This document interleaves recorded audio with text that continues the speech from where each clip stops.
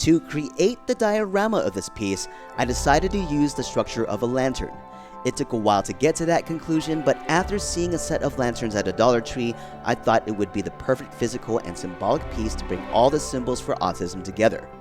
The coolest and most challenging part of the lantern was to create a chain of turning gears that would travel from the bottom of the lantern to the top and move the wings of the butterfly. And welcome to part 3 of The Robot, the Butterfly, and the Lantern, where we go over the construction of the lantern. To get started, I sourced wood from an old project that has been sitting in the garage for over a decade. I placed the robot on top of one of the pieces and determined placement needs for the entire structure and the circuitry. For the ground that the robot was going to sit on, I actually wanted it to be a jigsaw puzzle. I didn't have to do the whole thing, but I did it anyway. When the puzzle was completed, I took the section that was needed for the floor of the lantern, removed the pieces where I would need to screw in the floor piece to the base, and Mod Podged everything in place. I trimmed the puzzle to the edge of the wooden piece and saved extra puzzle pieces to be added on later. I also drilled the holes that was designated for the robot to be secured to and did a dry test.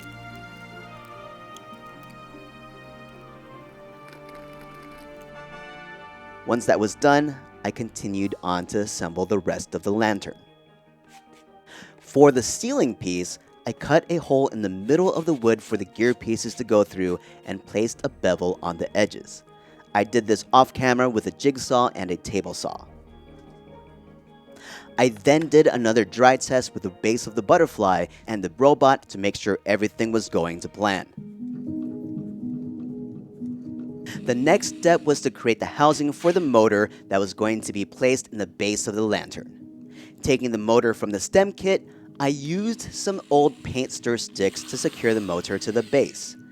I made the necessary hole for the shaft to fit through and screwed the motor into the paint stir stick. I also connected a modified Technic gear piece to the shaft of the motor. After all that was done, I took time to test the motor to make sure it was still working.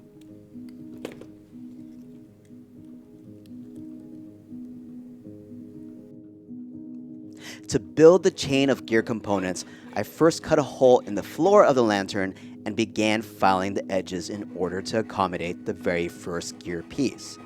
I soon realized that I drilled on the wrong side, so there are now 2 rectangular holes on the floor, with one of them that I plan to cover up with puzzle pieces later. However, before I can install the base of the lantern, I need to put in the 4 columns first, as the base will cover the screws used to secure the columns.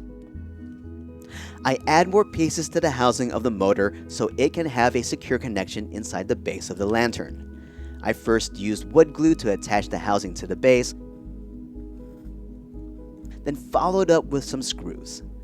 While the glue dries, I worked on constructing the walls for the base.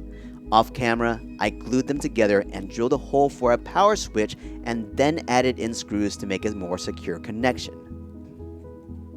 When ready, I glued the walls of the base to the lantern, cut up and glued some more pieces inside to act as a stop for the base cover, screwed the lantern to the walls of the base, and finished things off by putting the puzzle pieces back in to cover the screws. At this time, I felt like everything was going to plan, and I did not realize the challenges I was going to face when putting all the gear pieces together. I will say that this was a great learning experience when it comes to using motors, gear pieces, and electricity, but man, this was a long process to learn from. To continue building the chain of gear pieces, I worked to add in a new mechanism to connect a brand new gear piece. Using pieces of the paint stir sticks and Technic beams, I was able to get the necessary space to fit the selected gear piece in. The next part was to continue building the chain of gear pieces on the column nearby. To do this, I defined a necessary space with the selected gear piece, drilled the necessary hole, cut out a brass tube that works with a Techno axle and also fits in the hole I just drilled, glue it into place, and finish off by adding in the selected gear piece. I continued this process and added variations to the gear piece up until I reached the ceiling of the lantern. The process took a very long time, so I switched things up a little bit and started gluing random puzzle pieces to the floor of the lantern to create a more interesting surface that also helps cover up the technique beams and holes. The next challenge was to continue the chain of gear pieces from the column to the base of the butterfly in the ceiling. Using technique beams and gear pieces, I determined the correct spacing and start gluing the beams to the ceiling of the lantern. I then began the drilling process to eventually drill and then screw the beams into the ceiling piece to have a strong mechanical connection. I continued building on from the beams to realize that the wooden gear pieces in the base of the butterfly was creating a lot of friction and made it difficult for other gears to turn. Due to this friction, I decided to replace the wooden gears with technique gears. I create some necessary modifications to the gear pieces by cutting an axle piece to fit and then drilling a hole at a sweet spot between the axle and the gear so that they can hold metal pins to transfer the rotational motion to the rods that would move the wings. I did a little test run and everything seemed to be working fine. Keyword seemed. I screw in the ceiling piece back onto the lantern and continue to connect the chain of gear pieces from the bottom to the top. To vary up the look of pieces, I added in more variety and also made some additional modifications to create a stronger connection between gears. I secured more pieces into place and things were just working. From there, I noted that the diorama felt unbalanced. So I continued to work down the right column, and that's when I started having problems.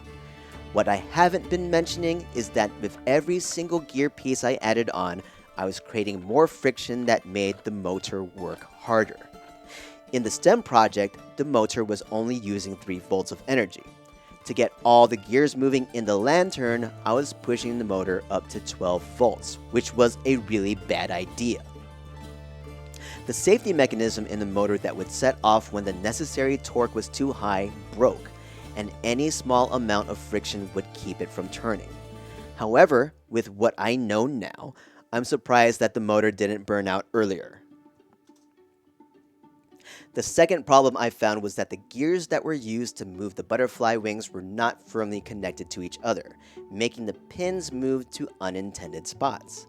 To solve the issue with the broken motor, I decide to order 3 different motors to spread out the workload between them, and while I wait for those to arrive, I focus on creating a new apparatus to hold the gears that make the wings move.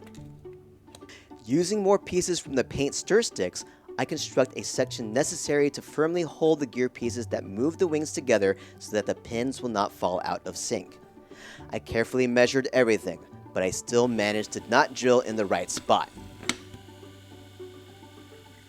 I compensated for the misdrilled holes by gluing on another piece of a paint stir stick, and it worked out perfectly. I secure all pieces by drilling holes and screwing them all together. Note that I am screwing the heads of the screws deeper into the wood as the top of this piece will need to be flush with the base of the butterfly. To set in the gear pieces appropriately, I cut up more brass tubes and secured them into the apparatus with some CA glue and baking soda. I added in the gear pieces and axles and it worked perfectly. I screw in the apparatus to the base of the butterfly and things seem to be working. For now. In preparation for the 3 new motors coming in, I already separate the gear chains into 3 sections. One for the left column, one for the right, and one for the butterfly in the center. I key the shaft of the motors with the technique gear pieces by inserting the shaft into the gear piece and forcing in a screw. I add in another screw for good measure and things look like they work.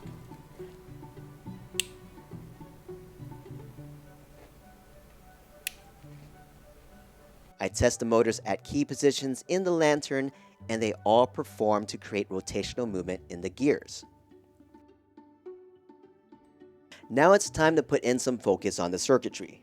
Now that I plan to have 2 of the motors sit on top of the lantern, I needed to plan a route for the electrical wiring to feed down into the base of the lantern.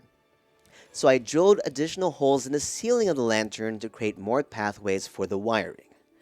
I also originally had the idea that all the lights and motors would turn on with one switch, but now hearing how loud the gears could be, I decided to separate them into 3 different switches. One for the lights of the robot, one for the fairy lights, and one for the gears that move the butterfly wings. I drilled and filed the holes into shape and did a dry test with the switches, and everything was good to go.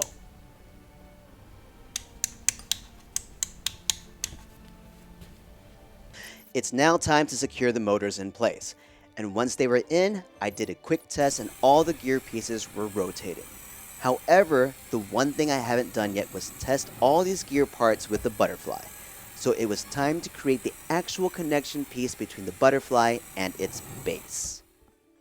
For the connection piece between the butterfly and the base, I wanted it to look like a hook.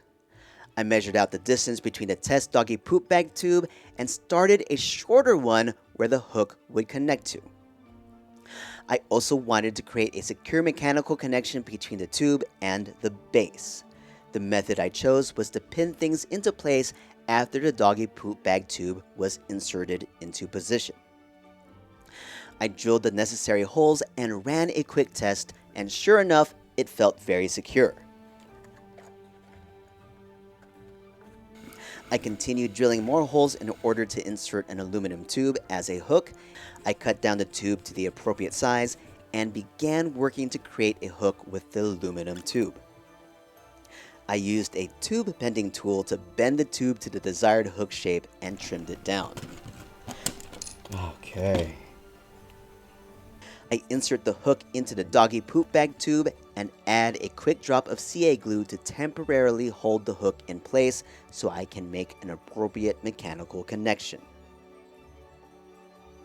To begin the mechanical connection between the hook and the doggy poop bag tube, I start up by drilling the necessary hole and then adding in a screw.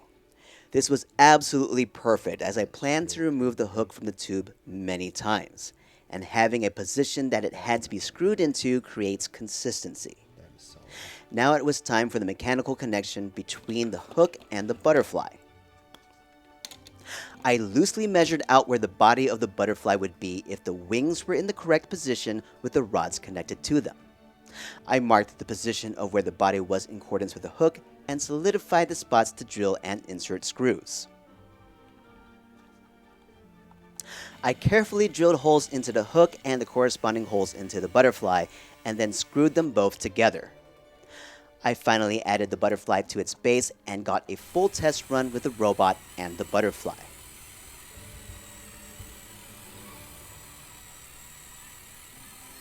It was now time to add more details to the lantern. So I got my file out and started rounding out the columns to make them look more like trees. Just kidding, I took the lantern outside with some wood carving tools and a rotary sander to get this result. To help better hide the electrical cable traveling down from the top of the lantern into the base, I trimmed down an aluminum tube and cut out a channel in the 2 front columns. Note that I'm being very careful here as I'm pushing a carving tool toward my bare hand, and for some reason I didn't have the patience to do things safely. I eventually feed the cable through the tube and glue it into the channel. Another thing I did off camera was add this bottom to the base of the lantern. So yes, I cut up some paint stir sticks, glued them up, and screwed them in. The next piece that I wanted to do was add more details to the base of the butterfly, which is essentially the rooftop of the lantern. I sand it down and then take all this food packaging for sesame biscuit egg rolls to add texture to the rooftop. I add in a bunch of pieces around the rooftop and secure each piece with CA glue and, if need be, baking soda. I actually primed the rooftop to get an idea of what it really looks like, and I absolutely love the texture and shanty town roof-like top. The next thing I try to do is wrap a bunch of wire to imply vines around the columns and have them randomly go to places in the ceiling and the rooftop. I kind of got something going on with the first column, but I finally established a process when working on the second one. But before I get to that, I start adding in more puzzle pieces to the ceiling for more texture and to better hide the Technique beams. I also added some greeblies to some of the gear pieces. Now for the second column. I take a bunch of different gauges of wire from thick to thin. I also include a set of braided wire. I then place them into bunches and wrap a small wire around them to hold things together. I also create a 90-degree angle bend to the cables to represent roots. I then take the bunches of cable and place it around the column, wrapping another small cable around them all to hold them in place. You can have this small cable be a temporary piece or leave it there entirely. I then add a bunch of CA glue and baking soda to create a firm hold of the cable to the lantern floor. Once I knew that the wires were secure, I moved the cables to the desired position, unbraiding pieces at key spots to get the look I want. To create more texture, I would wrap smaller gauge wire around other larger sets of wires. I continue this process for the other columns, adding more wire in spots where I feel it may be needed. And I just have these wires sprawl all over the place. I sprayed the lantern with primer, and the one thing I was afraid of was that the gears would get stuck. Fortunately, with a little hands-on encouragement, everything worked fine. But on the downside, one of the gear pieces that was attached to a motor slid out. The other two motors do not have this issue, as the gear piece attached to them have natural obstructions that do not allow any slippage. To remedy the issue, I added an obstruction to the gear holding apparatus. To add more flavor to the gears, I add in more decorative gear pieces and throw in another layer of primer. I double check everything afterwards to make sure that the gears still turn. The next thing I do is add in fairy lights. To do this, I place 2 sets of these long strands of lights that I snake through the lantern.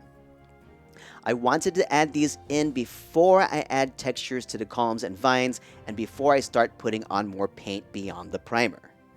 One thing to note is that I use galvanized steel for the vines, which needs a different kind of paint if you want it to stick.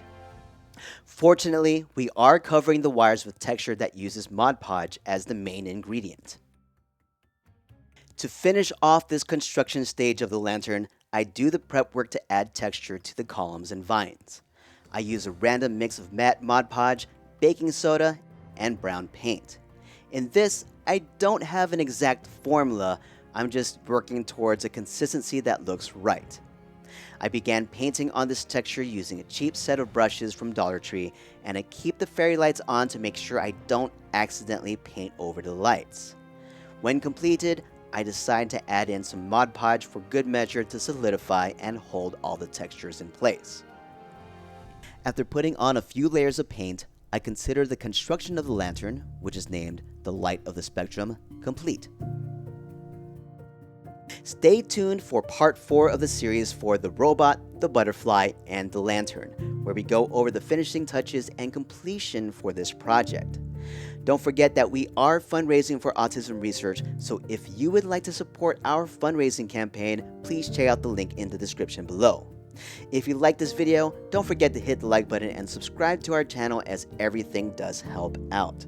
Special shout out to our patrons and program donors. Without you, we wouldn't be able to do what we are doing. So thank you once again, and we'll see you all next time. Peace out.